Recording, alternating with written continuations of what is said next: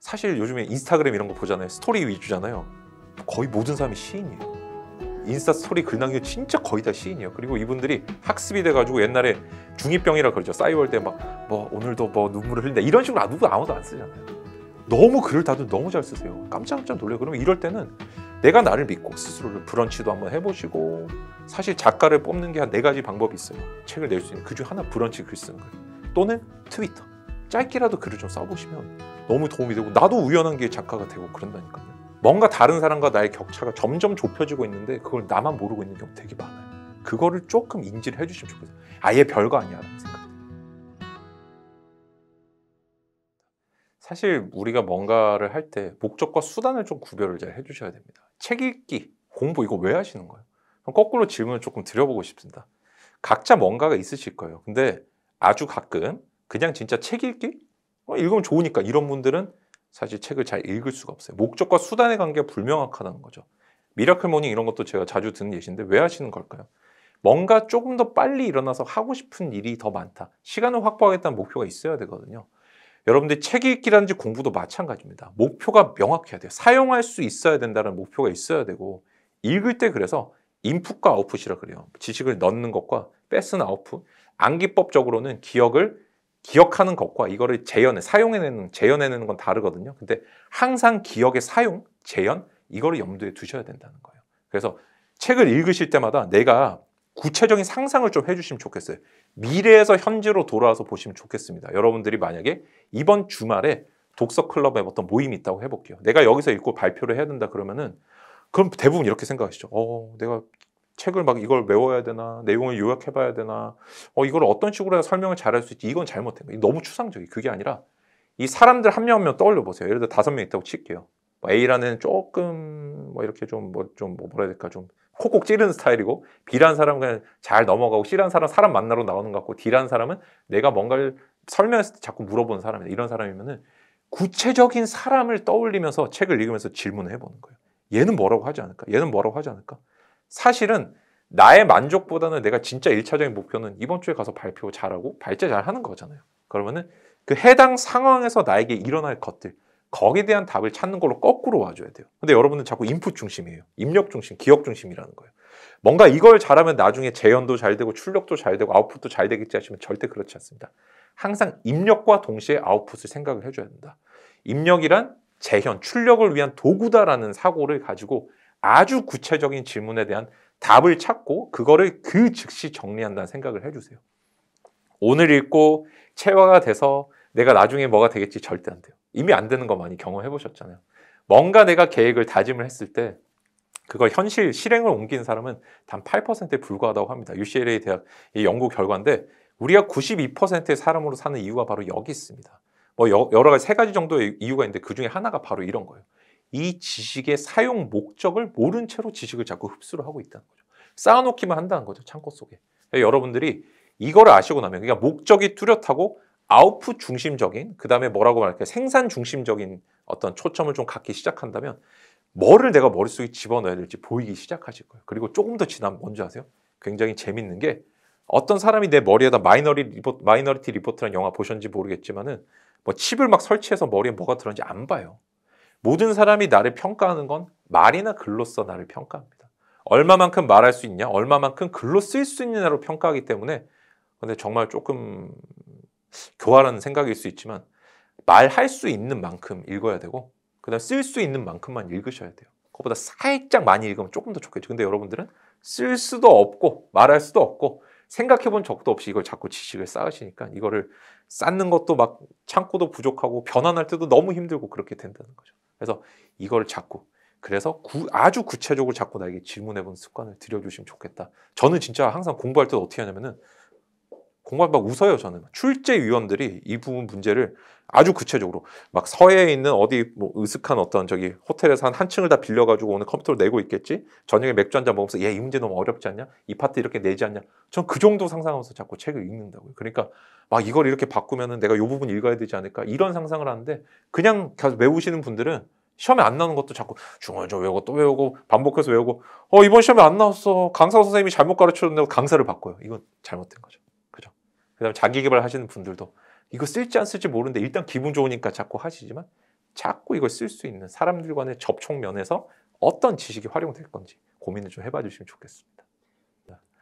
일단은 여러분들이 환상을 하나 좀 버리셨으면 좋겠어요. 이렇게 어떤 기술이 있다, 스킬이 있다, 또는 뭐 잘하는 사람이 있다 이러면 모든 거를 그 기술이나 스킬 원칙이 다 적용되지는 않습니다. 예를 들어서 여러분들이 좀 읽기 어려워하시는 책 중에 총균세, 그다음 뭐 코스모스 이런 책들이 있죠. 사실 그건 진짜 쉬운 책이고요. 다만 목차라든지 소제목 중심으로 봤을 때 단번에 안 읽히는 책 코스모스예요. 근데 대신 이 책은 조금만 내용적인 부분에 스킬만 조금 있으면은 중심적인 내용을 뒷부분에 다 배치를 해뒀거든요. 그러니까 건너뛰면서 읽는 방식을 내가 습득을 하면은 금방 찾을 수 있고 내용이 너무 쉬워요. 이 책은 솔직히 말씀드리면 이게 코스모스가 어렵다고 하는 분들은 내가 책 읽는 목적이 불명확한 분들. 예를 들어서 나는 과학자가 되기 위해서 책을 읽는 게 아니거든요. 지금 코스모스를. 전공자가 책을 읽을 때 제외하면. 근데 자꾸 거기 나오는 무슨 천체 물리 법칙을 외우고 읽고 이해하려고 하시는데 그거는 목표를 잘못 설정하신 거예요. 내가 이거 읽고 어디 가서 발제하고 싶거나 내가 여기 아는 척하고 싶은 거 아닌가요? 거기에 대한 말은 딴 데다 써져 있거든요. 그래서 잘못 읽은 분들이 있고 두 번째 이제 코스모스도 어렵다고 하시는 분들은 거기 수사에 좀 빠지신 분들. 이 책이 조금 이과생, 과학자가 쓴 책 치고는 인문학 쪽, 이분이 또 인문학도 전공하셨는데 문학적인 또 표현들이 많이 나와요. 뭐 우주 인류 뭐 대백과 사전을 만들다든지 뭐 이런 것도 있고 한데 그런 것들 넘겨가는 방법들 좀 아시면 좋은데 그냥 기본적으로 내가 어떤 스킬을 받아들이면은 수없이 연습이 필요하고 저는 아직까지도 연습 중에 있습니다. 그래서 사실 제가 독서에 관한 얘기를 하고 이럴 때 항상 조심스러운 게 저보다 훨씬 잘하는 사람이 있을 수 있고 훨씬 더 익숙한 사람이 있을 수 있다. 다만 제가 여러분들께는 조금 더 많이 해본 사람으로서 조금 더 먼저 해본 사람으로서 방법을 좀 말씀을 드리는 거죠. 제가 그래서 독서할 때는 그런 점들을 항상 의식하려고 노력을 합니다. 내 방법에 대해서 자꾸 들여보려고 해요. 이 방법이 고정된 것이고 변동이 안 되는 것이 아니라 자꾸 내가 방법을 개량하려고 노력하고 그 다음에 범주화시키려고 노력합니다. 범주화시키고 제 머릿속에는 그래서 예를 들어서 이런 게 있어요. 소제목만 읽으면 되는 책이 리스트가 쭉 있어요. 느낌 난이도별로 있어요. 난이도별로. 그래서 쉬움에서 약간 어려움 단계로 가는 게 아까 말씀드린 총균세 코스. 총균세 너무 쉬워요. 총균세는 진짜 아무 생각 없이 소제목만 진짜 7번만 넘겨서 6번만 넘겨서 읽어보세요. 이러면 끝이에요. 책이. 내용을 읽을 필요 없을 정도로 다 써 있어요. 그리고 아까 뭐 코스모스도 있고 근데 진짜 어려운 책은 뭐 축소지향의 일본 이런 거 진짜 어렵고요. 그 다음에 조금 줄글로 된 책들도 있습니다. 그런 책들도 그냥 번역서는 제가 또 따로 머릿속에 또 섹션이 있어요. 그 다음에 좀 양이 적은 책, 그 다음에 연작 시리즈별로 된 책, 그 다음에 사상이나 생각에 대한 책 이런 식으로 제가 머릿속에 나눠져 있는데 여러분들도 내 머릿속에 하나의 체계를 만든다는 생각, 이 하나의 책을 이해하는 데서 끝내지 마시고 방법을 다듬으면서 자꾸 유형화를 하려고 노력을 좀 해주시면 좋겠어요. 그러니까 이러다 보면은 내가 나만의 어떤 퍼블리싱을 할 수 있게 되거든요. 퍼블리싱이라는 게 여러분들 출간을 하시라는 뜻이 아니라 출간도 기회가 되면 하시면 좋지만은 내지는 뭐 내가 요즘에 굉장히 잘 돼 있어서 내 지인들한테 나눠줄 책들이 인쇄를 할 수 있습니다. 뭔가 그런 사용을 위한 목표를 자꾸 염두에 두시면 좋겠어요.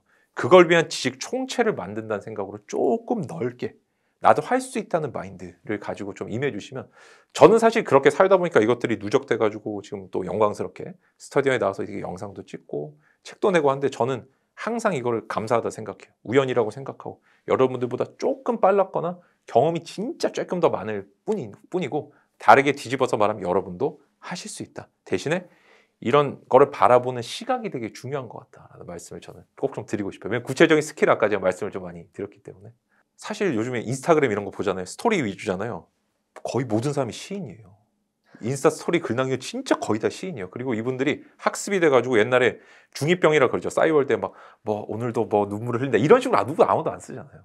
너무 글을 다들 너무 잘 쓰세요. 깜짝깜짝 놀래요. 그러면 이럴 때는 내가 나를 믿고 스스로를 브런치도 한번 해보시고 사실 작가를 뽑는 게 한 4가지 방법이 있어요. 책을 낼 수 있는 그중 하나 브런치 글 쓰는 거예요.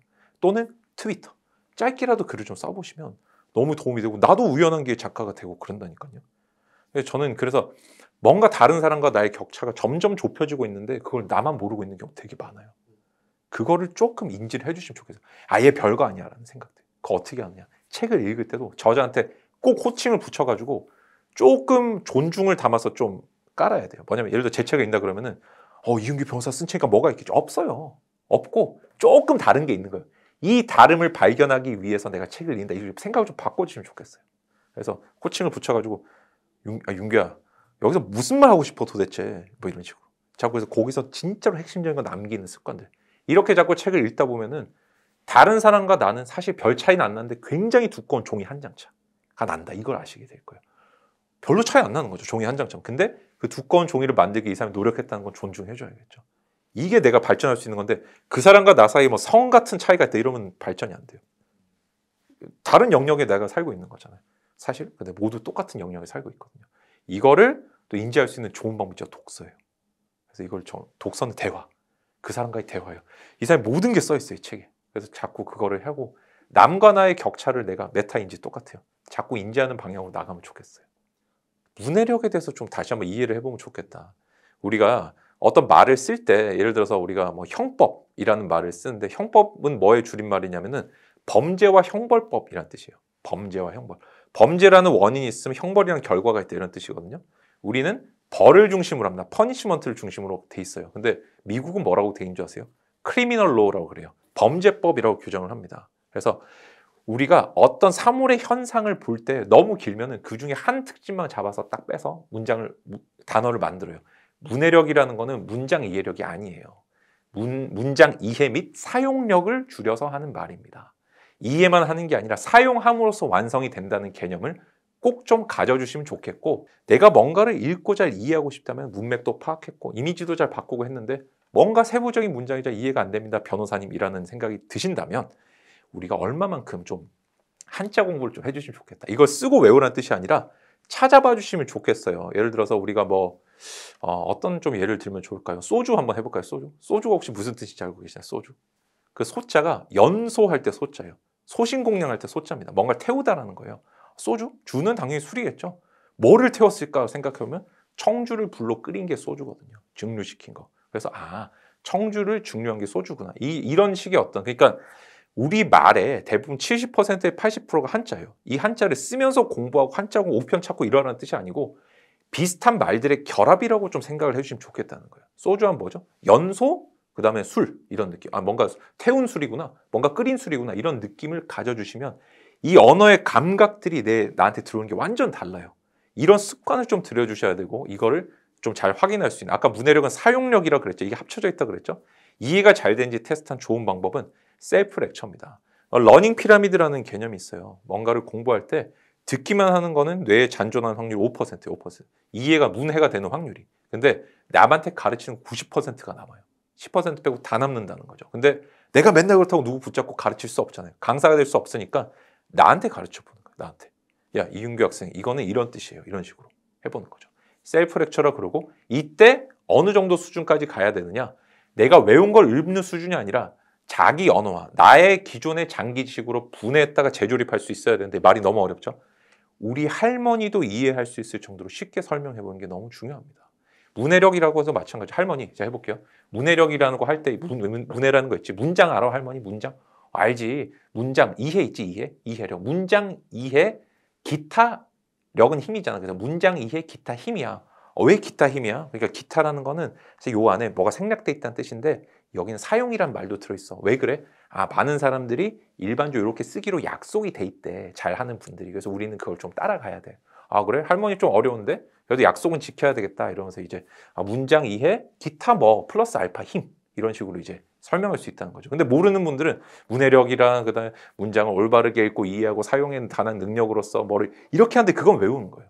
근데 자기화가 안 됐다는 거죠. 그래서 언제 쳐도 내가 나올 정도로 쉽게 바꿔서 설명하는 게 내가 책을 읽고 진정한 문해, 읽고 이걸 사용할 수 있게 바꿀 수 있는 능력이다라고 제가 부연 설명을 조금 드리고 싶습니다.